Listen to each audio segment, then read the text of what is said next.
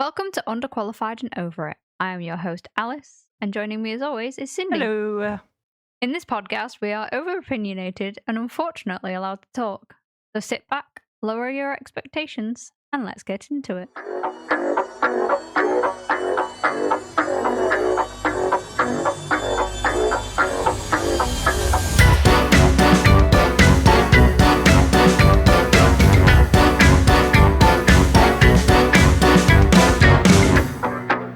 I feel like you really emphasize, let's get into it.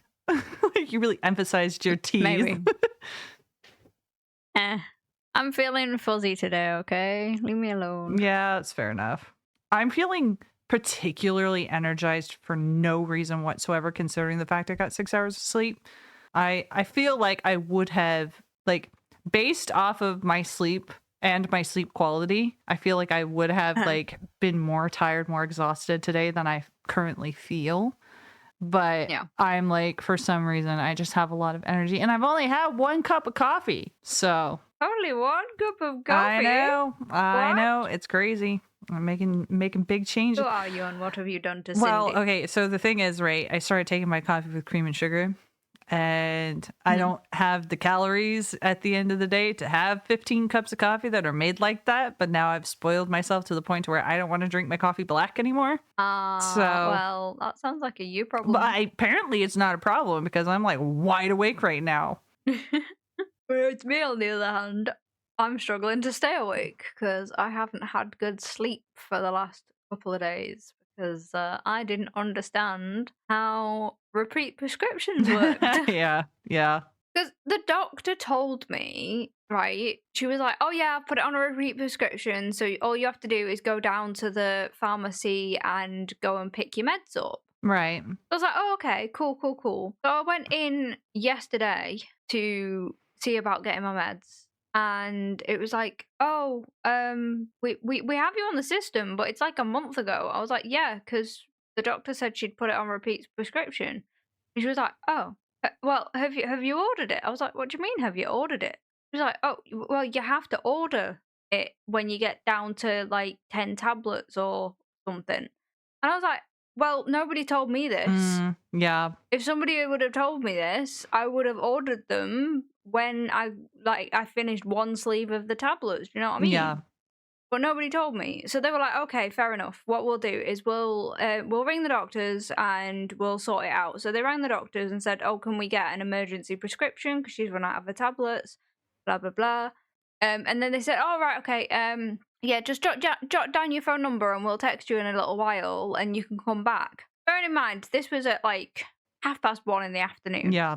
And I think they shut at 6, right? The text message to go and get my medication didn't come until this morning. Wow. So I'm guessing that the doctor's surgery was like really busy. Yeah, must have been. Or something, because, yeah. But now I know what to do. I have my medication and I'll be back going to sleep at a decent time. But yet again, that's like we were discussing earlier about me getting I've been wanting to get like a lot of herbs and stuff in for like helping with like stress relief and like sleep and all of the good stuff, and like pain relief as well. But a lot of the time, getting the stuff that I need for my herbal teas is like you go into a place that does them, and then you're like, yeah, I've got a whole list here. And you go down the list, and they go, oh, do you actually know what you're doing with these?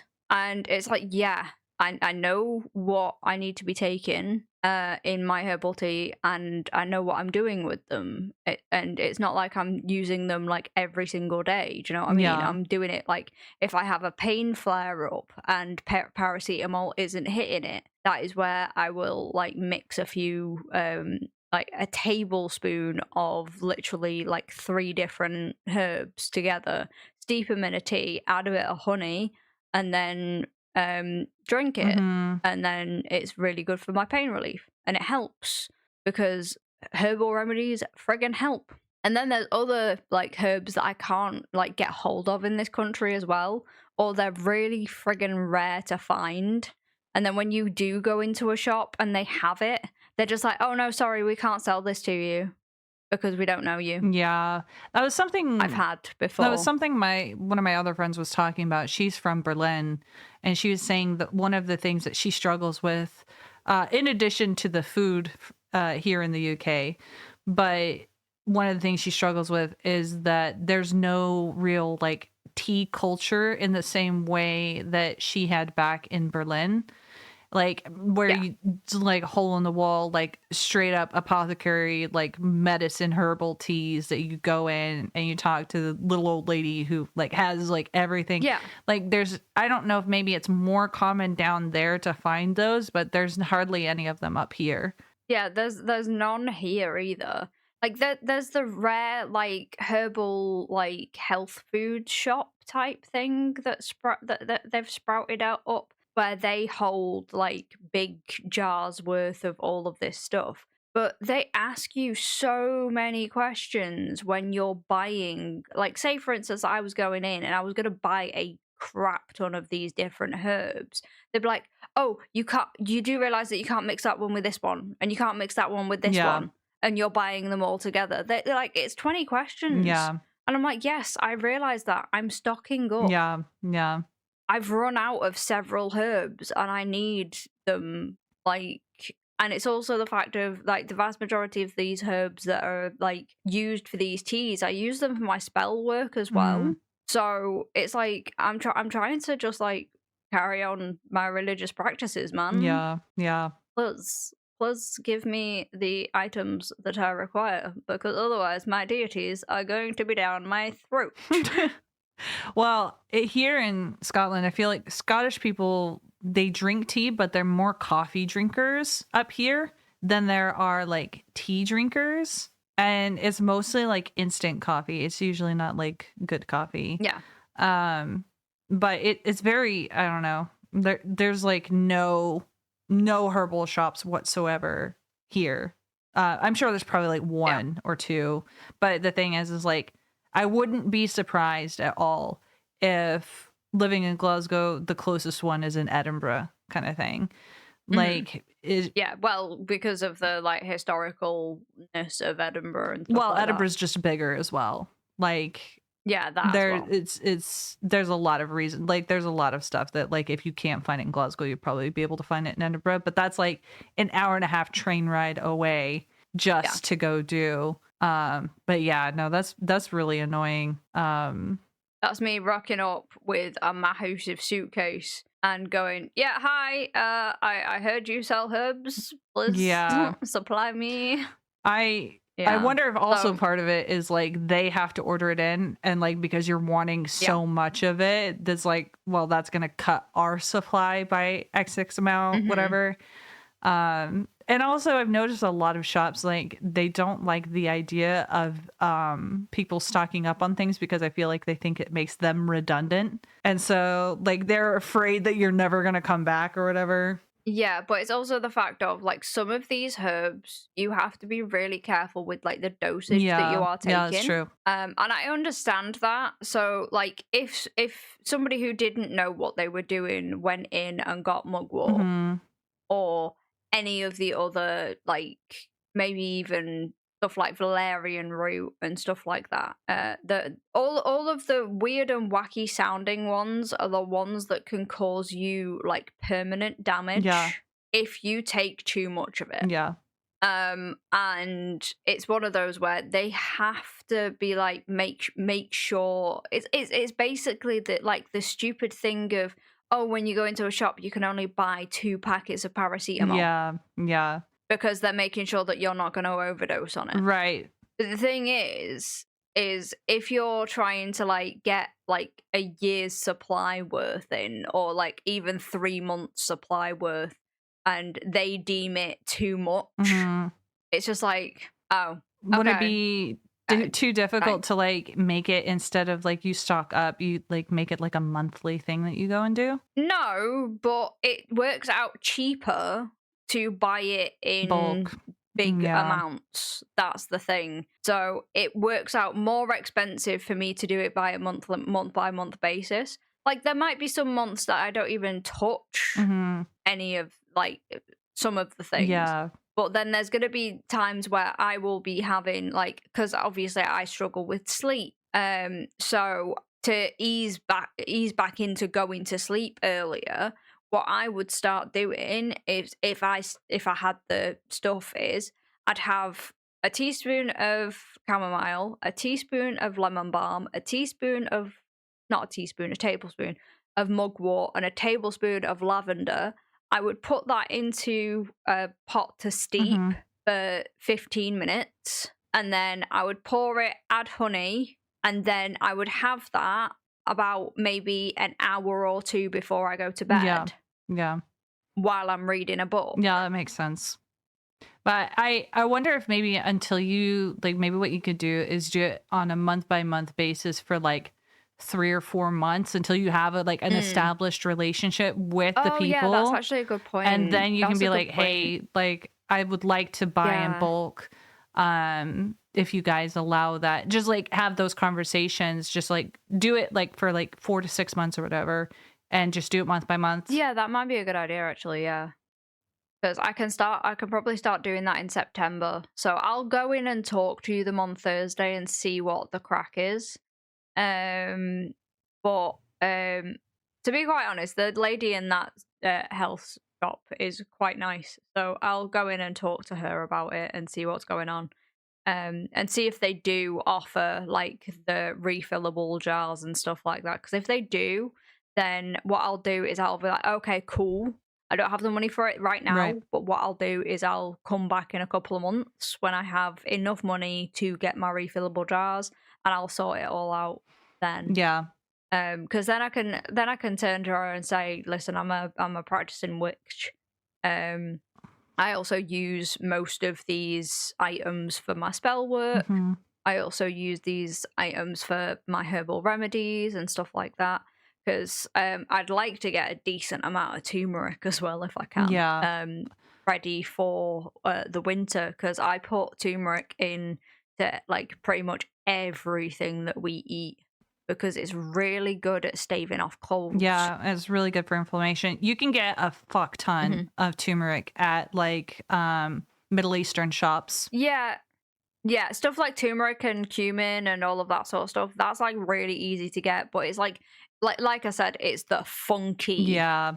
I ones that are wonder really hard to get I hold of. wonder if there's like government regulation on how much they're like you were talking about the paracetamol. Like I wonder if there's There might like, be. oh, you can only sell like since you're selling mugwort, which is, class whatever type substance, herbal substance, whatever, you're only allowed to sell X amount of it, which is a Well, conversation you can have with them. But yeah, but I don't think so, because I think the vast majority of stuff like that sort of thing is just not like in the government's radar, because not a lot of people use yeah, it which you would be in at better all. you would be in better company like if that were the case. But I like you can have that Yeah. conversation because there might be government regulations you don't know about. Yeah, And yeah, as you yeah. have that relationship with them, then you buy the max amount that you're allowed to have or whatever, Yeah. and just like stock up That's on it. Because especially like the pain med stuff, like you're only going to need mhm. that when you're in pain. So it's like you can Oh, yeah, go in like definitely. several times to stock up on it, Yeah. yeah, because that's what I do with a lot of like, because a little bit different, but same. I go to Costco for like a lot of stuff, but I stock up on Mhm. it. So therefore, like, I have a lot of stuff that I'm still like, I do that with Yeah. my rice and everything as well. How is your gym going? It's going good. Pretty keeping up on the consistency. And I had like a little bit of a knee, like my knee was hurting for a couple days there. Um, so I made sure to like go lighter on some of the exercises to make sure I Mhm. wasn't injuring it more.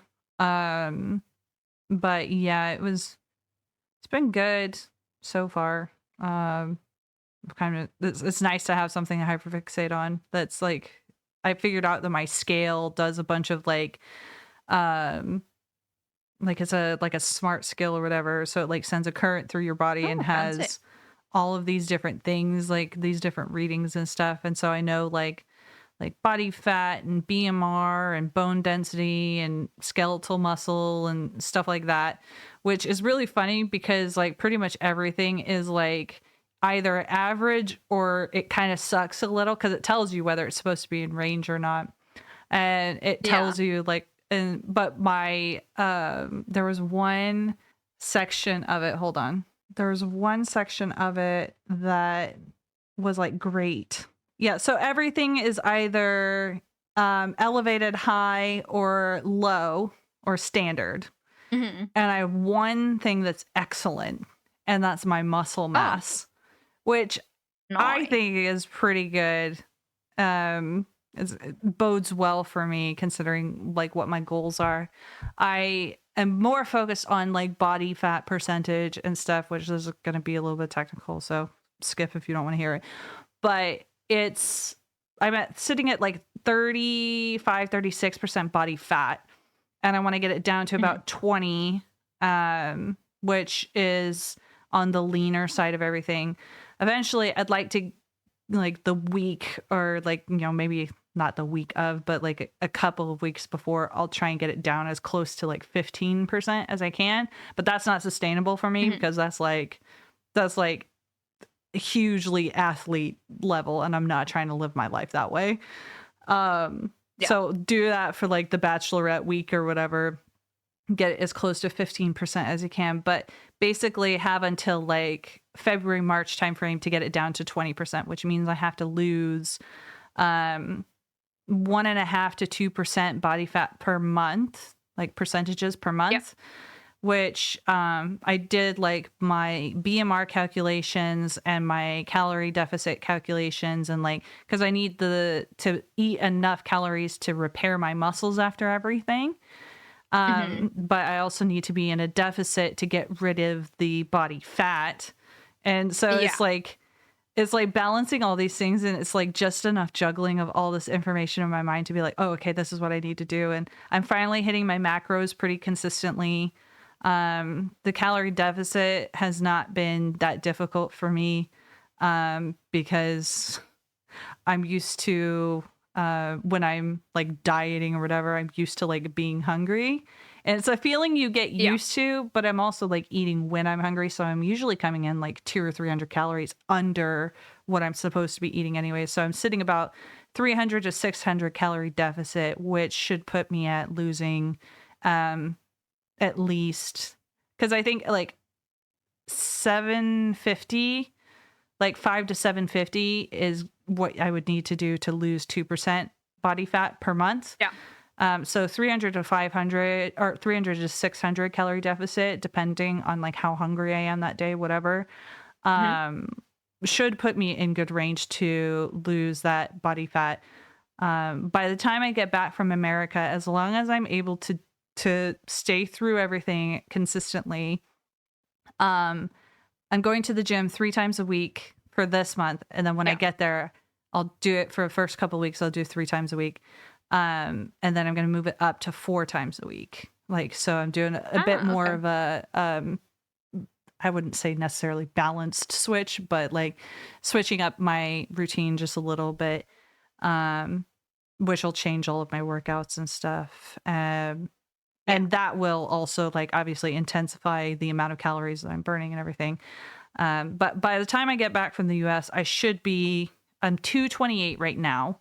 I should be down to about 204 if I'm able to stick with everything, depending on like how many calories intake, how hard I'm working at the gym, things Hmm. like that. So we'll see how close to that I get, but it's not really about the number on the scale. It's about the percentage of the body fat that I have by the time I get back. Ah, fair enough.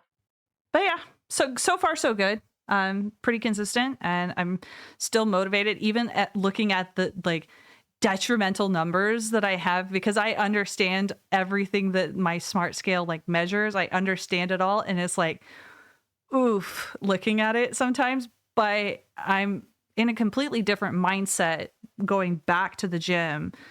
My mindset is completely shifted because I'm not just trying to lose weight. I have like a goal in mind. I have a thing that I'm trying to do. And um, where I want to live my life at. And it's just like normally that kind of information, because I understand it, would discourage me and dissuade me from going to the gym.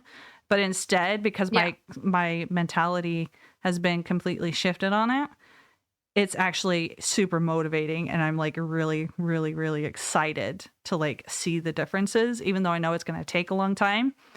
I am so excited for, like, this is what I wanted for this year for me, is to, like, go back to the Yeah. gym consistently. I'm 30. I want to really start, like, taking care of myself, which I should have been. I see people starting to take care of themselves, like, 25, and I'm like, "Oh," like, there's, like, mental, like, switch that you're like, "Ah, man, like, I should have fucking, like, I should have been taking my care of myself back then." But it's like, I feel like 30 is a good point to really just start, like, focusing in and Yeah. honing in on your health, and because you've got the brain development to also understand Mhm. if you've been learning how to critically think in your life, which I'm not sure a whole lot of humans try to do nowadays, but you know, Mhm. this is exactly what when I turned 30, this is exactly what I wanted to do, is start going to the gym Yeah. consistently and, like, taking care of my health. And it's been really fun and I'm really happy. Yeah. I feel like we're both getting into that like kind of rhythm of stuff that we're like we're kind of coming into what we need to be like the path that we need to be on. Mhm. Sorry, I'm getting a bit witchy here. Go for it. We're both kind of like leading down the path that we both need to be on currently. Like I've just got a new job Mhm. and I'm planning on going back to getting the hoop stuff, and I wouldn't have been able to do that without having this job Yeah. because I wouldn't have had the funds to do so. Because we've been living basically paycheck to paycheck for a very long time now, and we're going to be able to like save some money. We're going to be able to. I'm going to be able to get some herbs so that I can get back into like doing my witchcraft stuff properly. I can get some sessions at my hoop place, and also still be able to save some money as well. So it's going to be really, really good. I'm so excited for all of the stuff that's coming at the minute. Yeah. Yeah, I feel like for a lot of people who are neurotypical, like, it's a lot easier. They get to a lot of that a lot easier, where it's like you need Yeah. to figure out yourself, and they usually have it sorted by, like, if not right after uni, like very shortly after uni. Whereas Oh like yeah. hmm, Yeah, because uni messed me up. yeah, yeah, as it would. Like it it was supposed to be, oh yeah, independence, da da da da da. But no, it was excruciating like bullying Mm, from people that were younger than me because I went to uni late. yeah, I started uni at 21, yeah, and yeah, so and because I have a younger face as well, they all thought that I was younger than them or like the same age as them, but I wasn't. And my brain at that point was, I've had enough. You guys have just all come out of like sixth form and college and high school and stuff like that. You guys have all got the mentality of, oh, we're in little cliques and we there. It's like, no, I'm a grown ass woman. yeah, I have been working for my ass off for the last 4 years, 4 or 5 years. Yes, I've been at college as well, but I've also been working my ass off, like kind of thing, to get myself here. Um, and it's just one of them. And going to um into a course that was performance arts. Don't do it, guys. Just don't do it yeah, because it doesn't matter where you are, okay? If you are in a university that is not one of the London specific arts universities, right? Either the dance, the musical theatre, the singer, songwriter, whatever. If you are not in the London one, you will have people who are there in your course most of the time, because we found it over a set amount of years at uni, that every single person that came in for the performing arts course any of the performing arts courses, they were all like, "Oh, I could have been in London and I could have been on the West End." Well, why aren't you there then? Yeah. You're here. Yeah. You're not in London. Like, the amount of people that, like, were so far up their own arses, and then, like, when you were, like, trying to get into group work for, like, sessions, like, it's like, "Oh, no, we're not gonna choose you." And most of the time, it's because it's the neurotypical people seeing a neurodivergent person and going, "Oh, that's a bit different. Yeah. I don't wanna be anywhere near that person." It's, like, because that's what the neurotypical brain does. Mm. It sees a neurodivergent brain and it does the uncanny valley effect, Mm. and it's like, now there's something wrong here, Yeah. Yeah. and that's what always happens. I've seen it so many times. Yeah. Um, wasn't there like a whole thing also like between London and like Edinburgh? There was something like something dumb.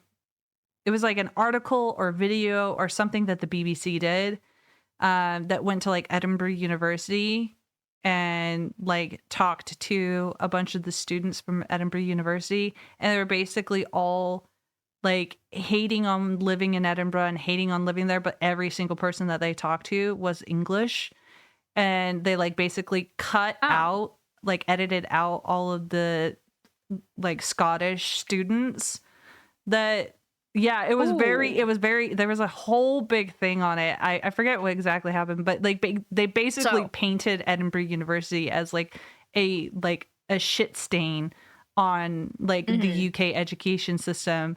But in reality, it was just a bunch of Southerners who don't know what it's like to live up in Scotland and then hating living in Scotland because they couldn't get into any of the universities down south. And like, it sucks. And also, you're gonna also have the I'm gonna say it's a class differential. Yes, I think that's basically what the conversation was, though. Because what happens in Scotland is if you are born in Scotland, you get your university for free. Whereas in England, you don't. You have to either pay for it or you get student loans. Interesting. I mean, in Scotland, I think they have to get student loans for like their like accommodation and stuff like that. But we also have to have student loans on top of that to pay for, like, it's $9,000 a year worth of student loans that we have to pay for our course. And if you're born in Scotland and you go to a Scottish university, you don't have that. Well, so the way that it works, from what I understand, is you can get the education for free, basically. But once you get out into the workforce, you have student loans, basically. Like so my husband, he has student loans, but until you're making a certain amount of money, you don't have to pay them back. Oh yeah, that's the same down here. But the thing is, it's told to us that Scotland don't have to pay it back. Yeah, I mean, it realistically, in the economy and how fucked up the economy is here, like, you're not really ever going to be, unless you come from like specific backgrounds, you're not ever going to make enough money to pay those student loans back, right? Oh yeah, and see, that's the thing, is like my husband, he works a very consistent, very like decent job, but he still makes like 20 grand less than he would need to then have to pay the student loans back, because they do exist. The student loans are there and they do exist, and basically every Scottish resident or natural born Scotland. How would you say it? Scottish native. Jesus Christ. My native. brain is not working. I have a lot of energy, but that doesn't mean my brain's working. Basically, like, they are able to get these student loans, get the education without having to worry about them. They don't have to apply for the student loans. They don't have to like do anything. They just See, we do. So they just put in like, hey, I'm trying to go to university, and they're like, okay, cool. They cover the university, and then once you get out, unless you start making like an obscene amount, like 90K or something. I forget exactly how much it is. Like if you're making over a certain amount, then you have to pay them back. But if you never make more than that amount, then you don't have to worry about it because it's... See, ours is 2,100. As soon as you start making £2,100, I believe, you have to start paying it back. It's only a tiny percentage of your... Yeah. Hold on. So it's 2,500 a year. Yeah. Which is not that... Like, I mean, that's... For here, that's like a decent... I would say that's like the high 30s for US listeners. Like, probably like 39,000. Oh, it's gone up. Oh, has it? Back when I first started uni, it was about 2,100. It's 2,448 per month. 2,400. So every week it's 565 per week. Okay, so 2,448 per month. Yes. Okay, so 29. That's your monthly threshold. So yeah, so about 30, basically about 30. Yeah. So 29,376. That's... I'm just rounding it up to 30 because... Yeah. But like here, like a decent job that has like good benefits and everything, you're probably making about 23 generally. Yeah. Like there's not really... And the places that you would be making more are all down in London. Yeah, but no, that's before they've taken national insurance and tax off you. It depends As well. Because so your take home pay could be 23 grand, but your national insurance and tax on top of that could top it up a little bit more. Potentially. But I mean, the national insurance and the taxes would be, especially, I mean, again, depending on what job you're working and like what the structure of everything is, right? It could be almost negligible, depending.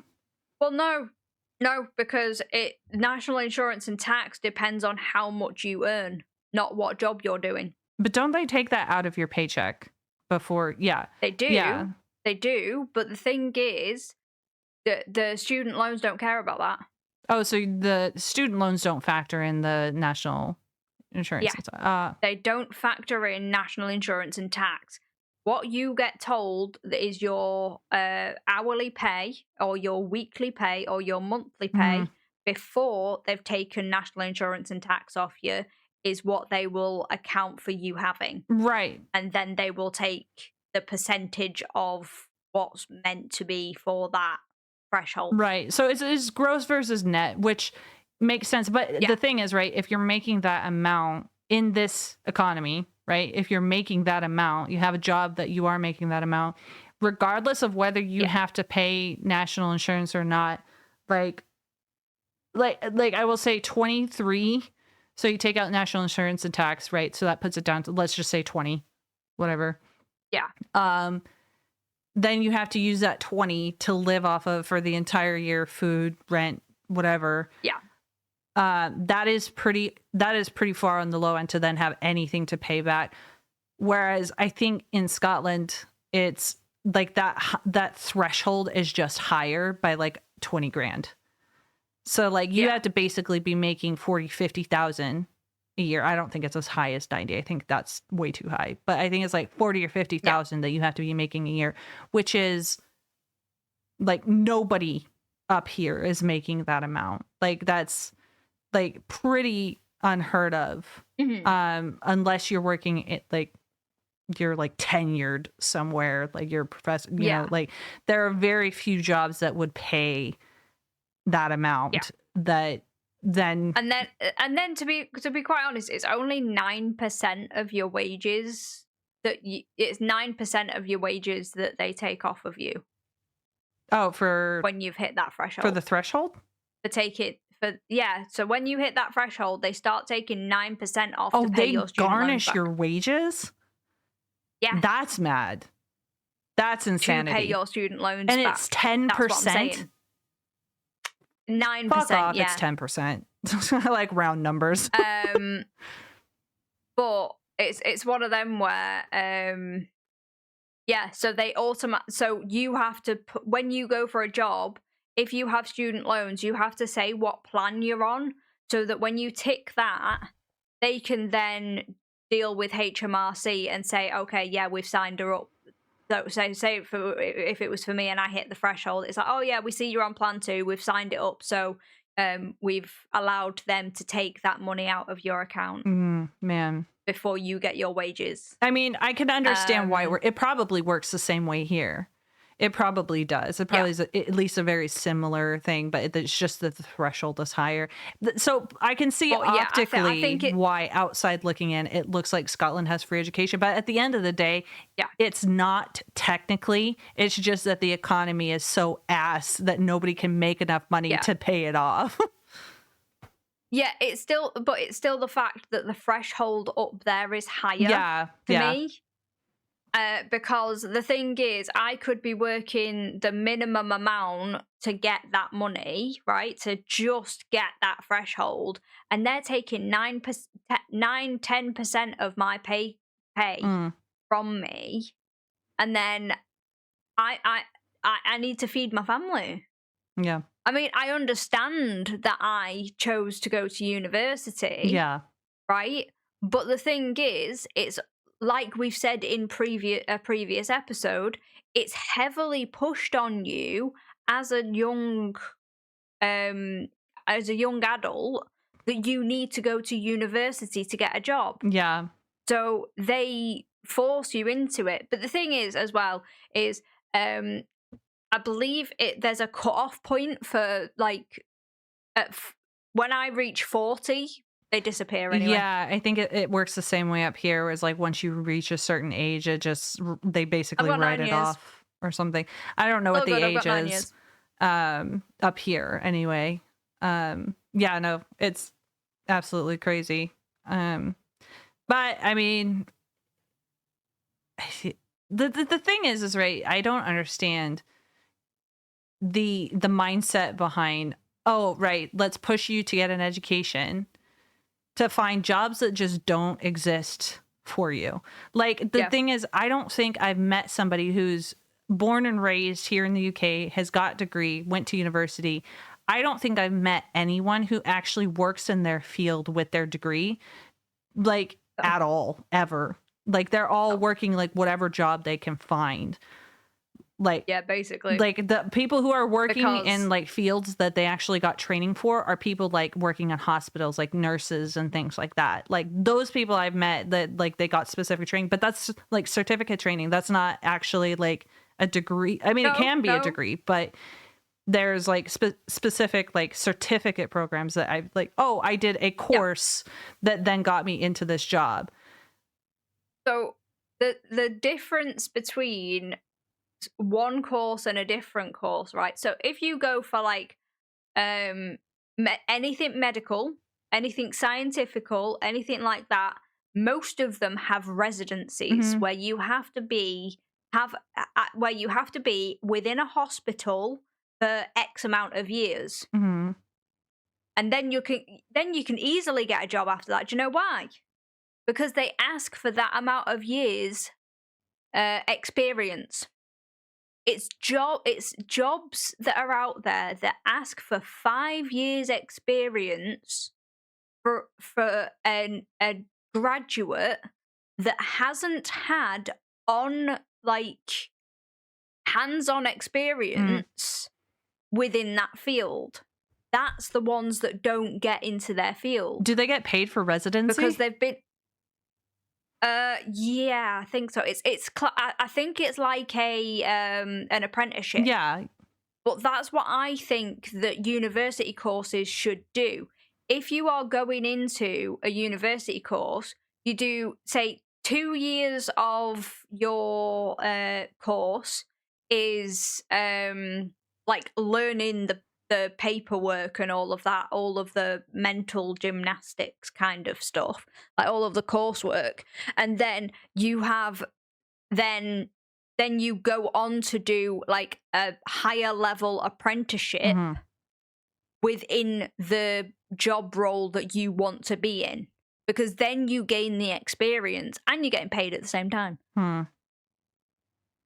And then that would, I think that'd help the problem with the job market at the moment, because we have fields out there in like stuff where they are asking for 5 years experience and under like graduates.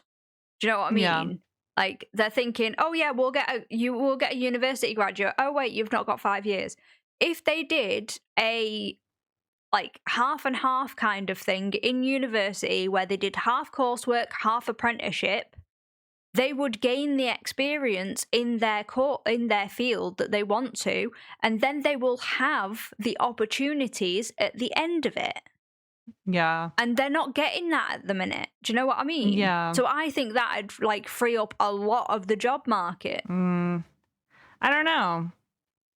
I would personally be concerned because like there's a lot of I could foresee a lot of issues arising with that. Like because you know how jobs are like forcing like Yeah. first of all, you're talking about university students. They're kids. Like they're children. Their frontal lobes are not developed. So when they have an authority figure telling them, right, we need you to work 12 extra hours this week. Because we don't have anybody. Because everything, especially like just taking the hospital for example. No. Well, in hospitals, if you're in a nursing thing, they have to do that anyway. In residencies, they have to do that. Right, but that you're saying after their education. Yes, they can quit. Yes, they could quit. No. It is like that. Within their education, yeah. That's what I'm saying. Nurses, doctors. Oh, right. So you're talking about the jobs outside of that. They have residencies as part of their course. I'm talking now outside of that, because that's what happens in the fields of nurses and doctors. I would just be worried about the exploitation of students in that case. No, because the thing is, when you go on an apprenticeship, there's certain rules to apprenticeships. Yeah.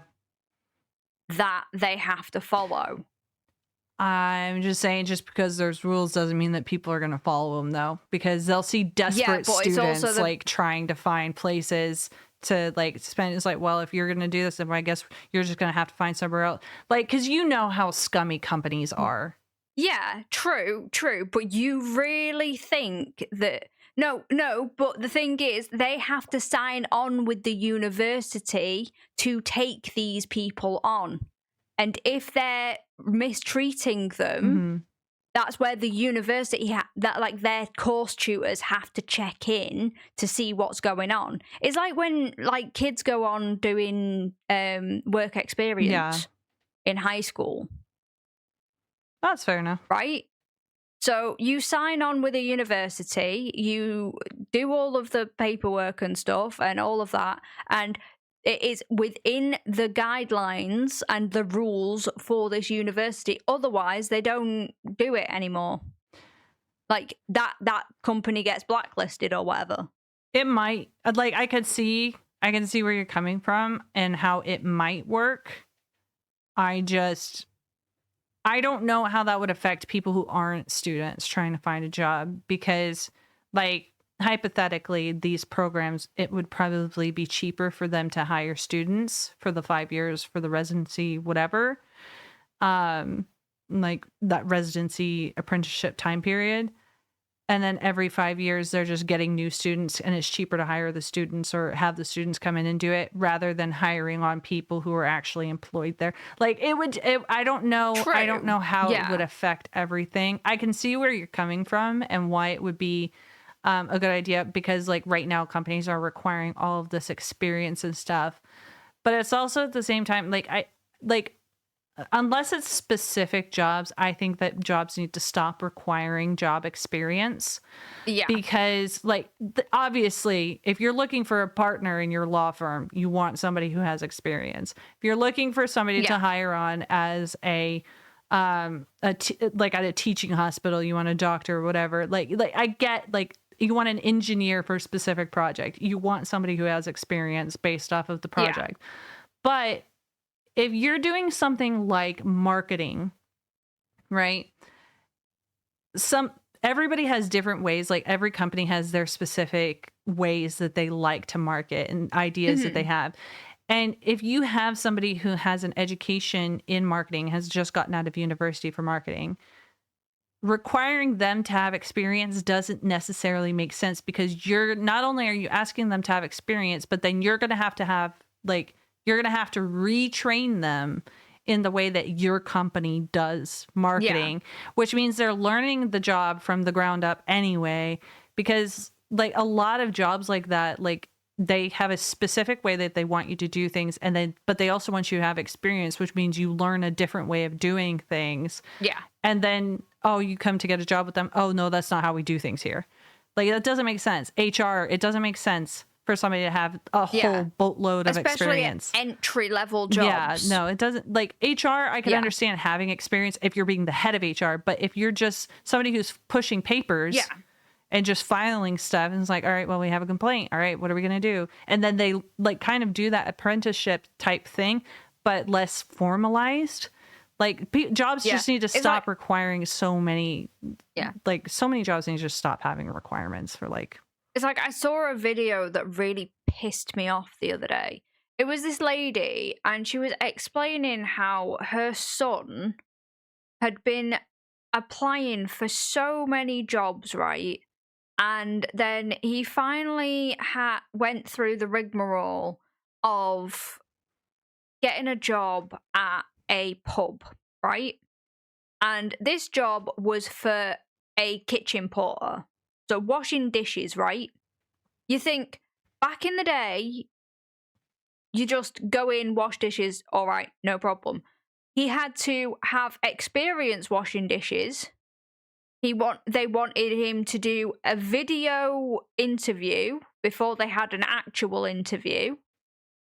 No, he had to make a video of why he wants to work at the company, why he wants this job, mm-hmm.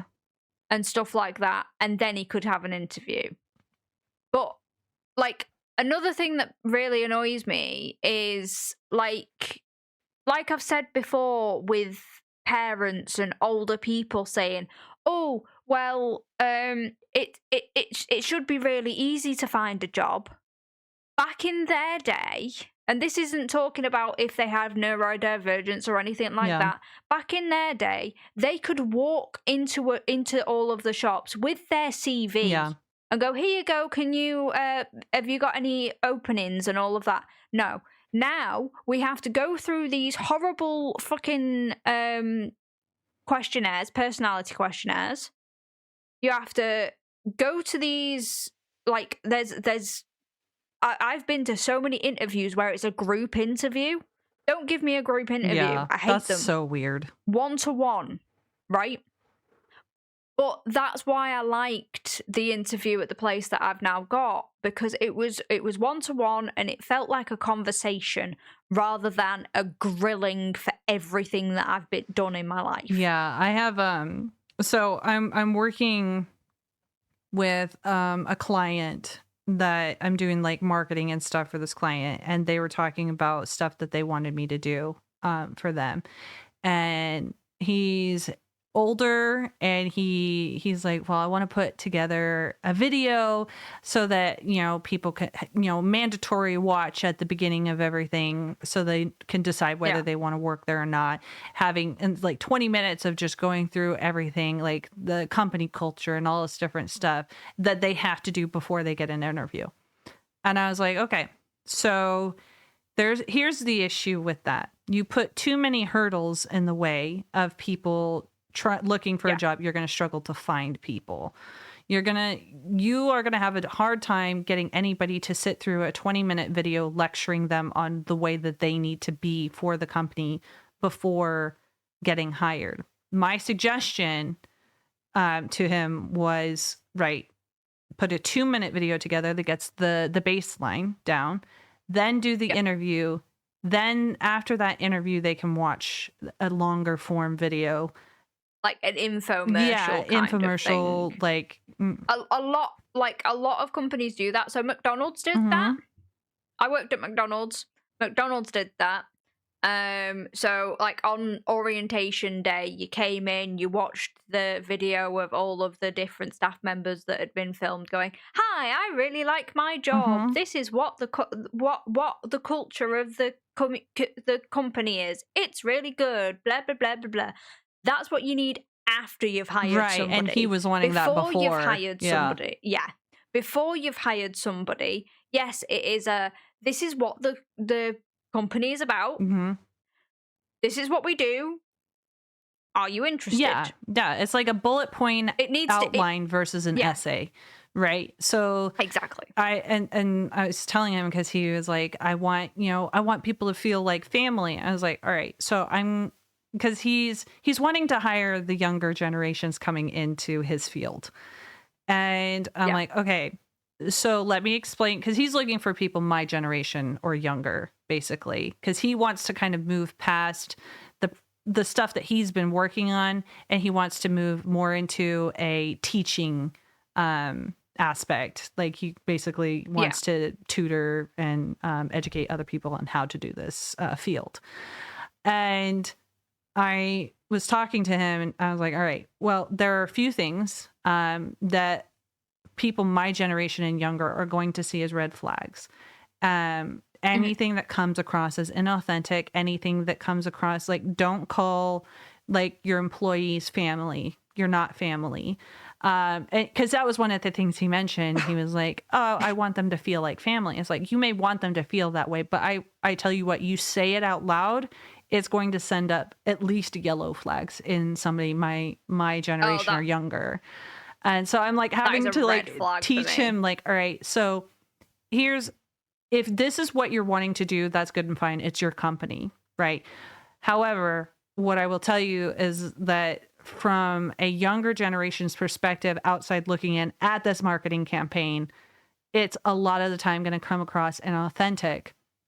And he mentioned that he wants it to come across as authentic. And I was like, then what you need is a short 2-minute video with minimal to no cuts in it whatsoever. About, because he's like, I want the people working at the company to express like how they feel working at the company. I was like, okay, then you as the CEO, you need to be like hands off with that. You're not allowed to have a say in what they say. And we will put something together, but also minimal cuts. So you get the person's thought out entirely. Like, people are able to say like what they want to say without you being there. You're not allowed to be there. Like, you know, and like trying to explain to him like authenticity is like the most important thing in marketing these days, especially the younger generations coming into the workforce.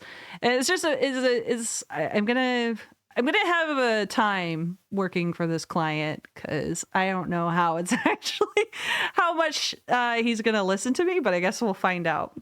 Well, it's I was gonna say, we didn't really talk about a subject. We kind of just bounced all over the place. We just ADHD rambling. Yeah, whatever. It's fine. Yeah. I mean, we do this every like few weeks anyway. We just kind of like have to get everything that we're thinking off of our chest. Yeah. And so sometimes it's good, sometimes it's bad. We don't know. Sometimes maybe good, sometimes maybe shit. Yeah, exactly. So we just see how it pans out, and it's one of those. It's been one of those days. So I think. Yeah. And it doesn't help that we have like these like huge shoot blocks that we're doing as well, because I'm leaving for 2.5 months to go work for this client. So we're trying to like come up with so many different ideas to like shoot, and get loads of stuff Yeah. done so that we have enough content. And I feel like, I mean, I've got a few I need to, obviously, because when on Monday, when I had Call of Cthulhu, Mhm. we didn't manage to play as much of it as I wanted because we're a very neurodivergent bunch. We're not neurotypical at all. Jesus. So there was a lot of sorry about that. Yeah, Discord just decided to shit itself. I don't know why. So the last thing that you were saying that I caught was we're not a neurotypical group.